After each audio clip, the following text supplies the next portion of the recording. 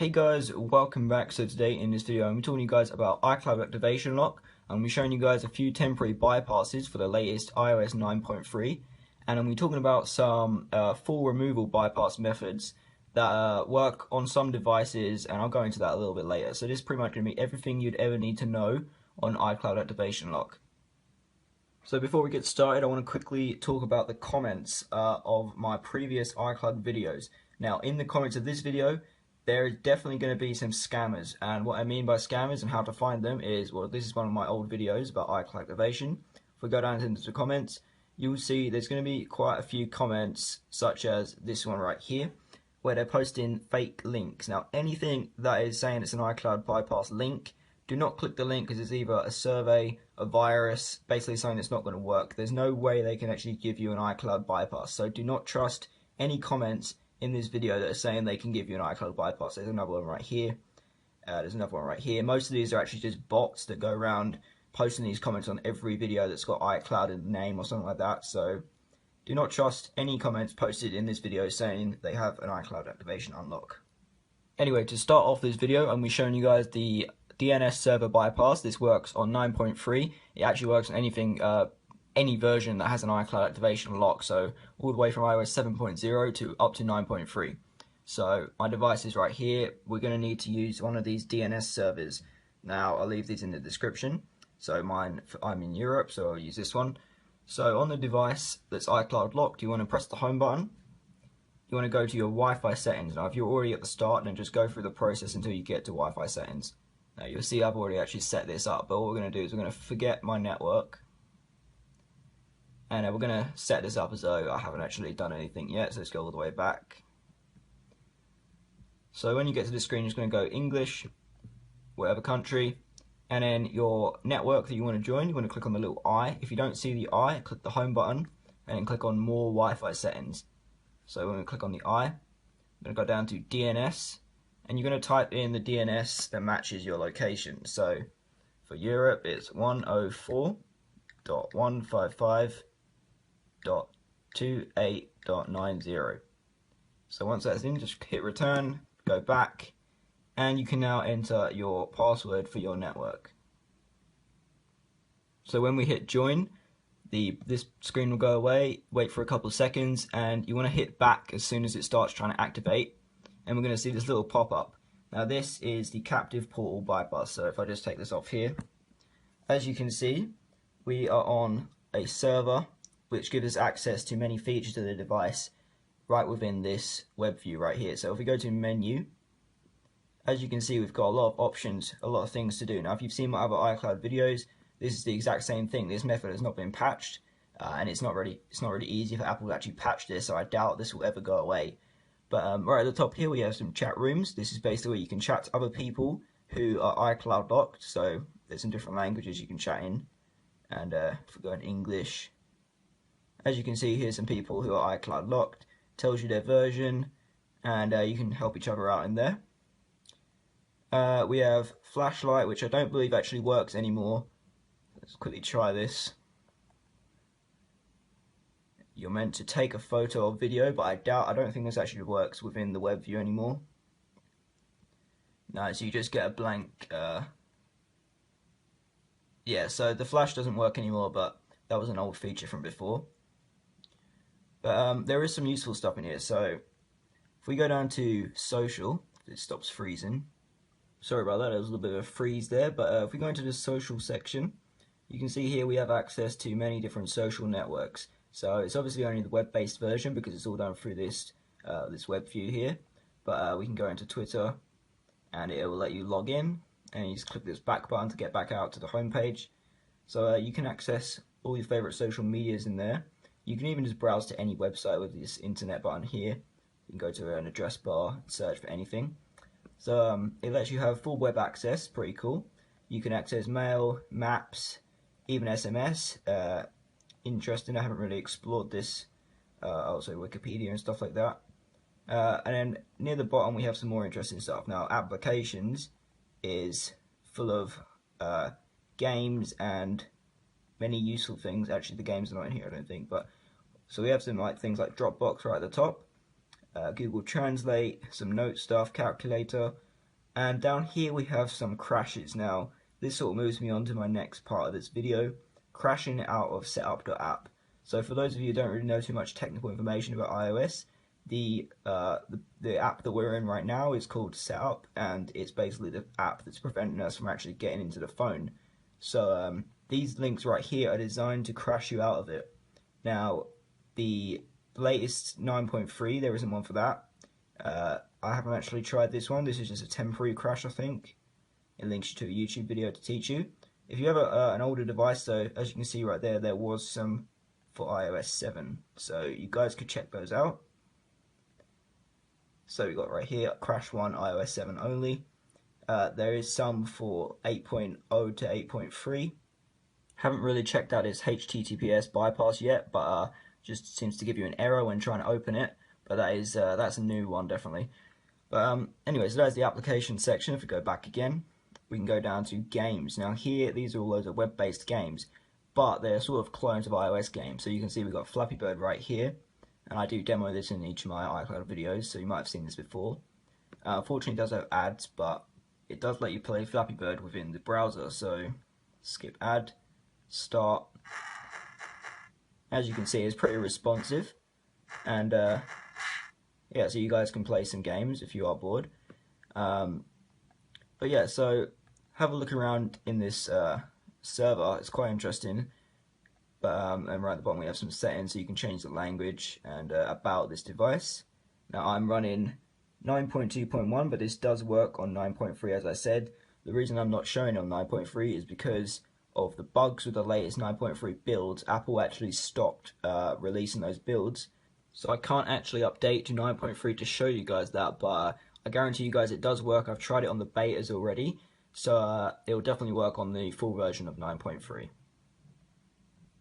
So guys, that is the DNS server. If you want to follow the guy on Twitter, that's his Twitter right there. But yeah, anyway, let's get on with the next part of this video. Alright, so the next part of this video, I'm going to be showing you guys a couple glitches that allow you to go onto the home screen for a little while. And if you're lucky, you may even be able to stay there for a couple minutes. I've done that in the past. But anyway, the first glitch, credit goes to Everything Apple Pro for posting about this. Although I don't think he's the original finder of it. But yeah, let's go ahead and do it. So, go back to the home screen on Setup app, so the language setup. And then you want to choose your language, so English. And you want to enter the voiceover mode by pressing the home button 3 times. Voiceover on. And then you'll hear the voice. Back button. And now you want to click on a region that you haven't already been set up into. So I've already chosen the United Kingdom. You want to choose a different one. So let's go for this one. And you're going to double click it, and then you're going to hold the power on home button for as long as it takes until the device reboots. So, and you hear the voice gets cut off there, and it's going to reboot. And now, once it's reboot, you will actually get a couple of seconds of seeing the home screen. So I'm just going to speed this part up, and I'll let you guys see the home screen.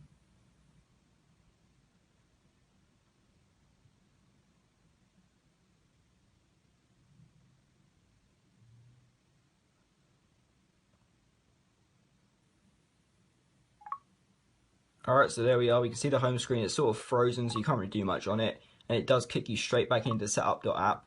But if you guys have a play around with that, you may actually be able to interact with it and stay on there longer. So that is the first glitch. Alright, so the second glitch of the two is the more effective one. This is the one that actually allowed me to go onto the home screen for about 2 minutes before I got jumped back into setup.app. So to do this one, you want to go to the Wi-Fi settings page, and you want to basically find a place that you can enter characters on the keyboard. So this could be either on choose another network, there's a text field right here, or it could be in the DNS area. So if you go down to here, actually, if you go into HTTP proxy, if you go into manual, you can type stuff in here. So what we basically want to do is fill it up with emojis. Now, I mean a lot of emojis, so this does take a little while to do. So I'll speed this bit up, and I actually might cut it, and I'll show you guys when I've got a lot of emojis in here. Alright, so there's probably about 20 to 30,000 emojis in there now. I've been doing that for quite a little while, and I've been copying and pasting a big chunk of them. So as you can see right now, it's sort of frozen. And when it does that, you want to find a period when it freezes for quite a long time. And this is how you're going to crash the setup app. So once it has frozen like this, It can freeze at any moment, it doesn't have to be when you're selecting it, but we're going to hold the power button until the slide to power off comes up. Click cancel and then keep tapping the screen rapidly, and if you're lucky you will crash, and if you're even luckier you'll be able to stay on the springboard for a little while. So I'm going to keep doing this. It doesn't work every time, but I'll try it again if it doesn't, as you can see there. So we had it for a brief second. Now I have done it for 2 minutes in the past, so keep playing around with that. The more you lag it out, the longer it's going to take for the device to actually kick it back in to set up the app. But yeah, so those are two glitches that allow you to briefly get onto the home screen. So for the last part of this video, I'm going to be talking about the methods for fully bypassing full removal of iCloud activation. So there are only actually 3 methods of doing this, 3 real methods. Now you'll see a lot of scams out there claiming they can do it, but I guarantee you they're all fake. But there are 3 real methods of doing it. Now the first one applies to only the iPhone 4. And the reason for that is it requires a boot ROM exploit. Now, if you don't know what that is, it's basically the lowest level exploit on a device you can have, and it's in the hardware, meaning Apple cannot patch it through a software update, so they have to actually release a new phone to be able to patch the exploit. So the iPhone 4 is going to be always bypassable because it's got this exploit, so you can always bypass your iPhone 4 no matter what version it's on.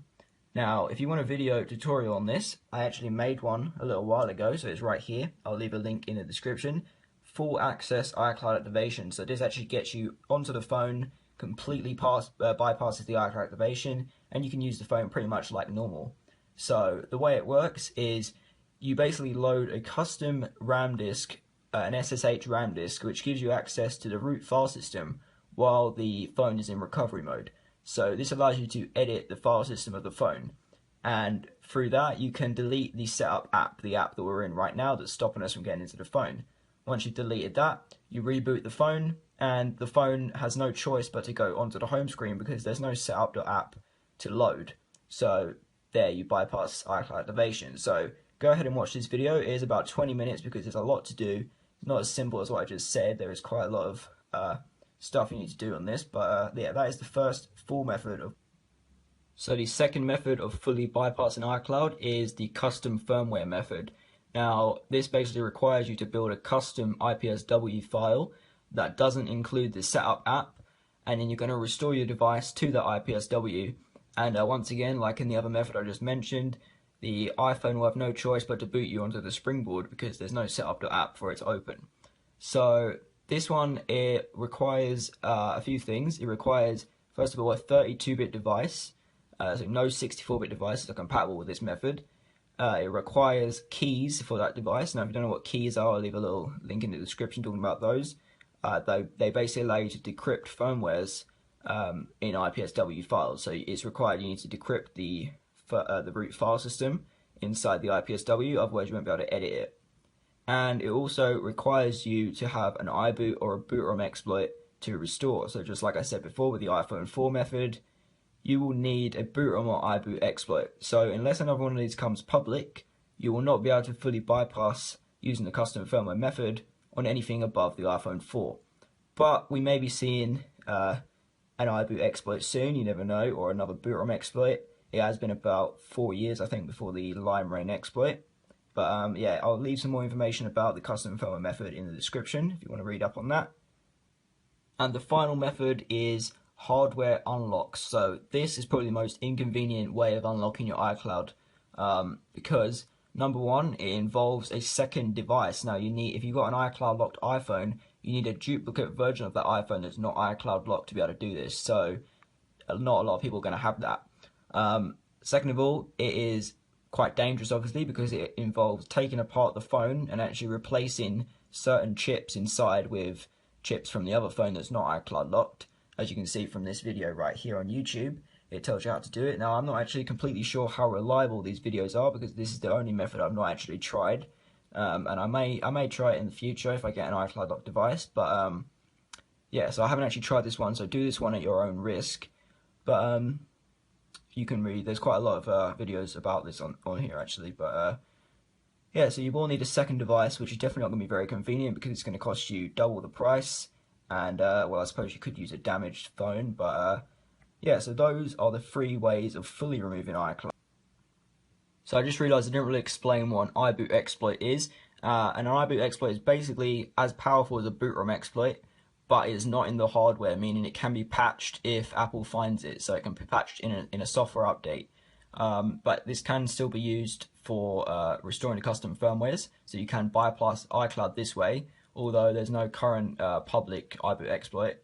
So this guy right here, I Hate Snow, some of you may have heard of him.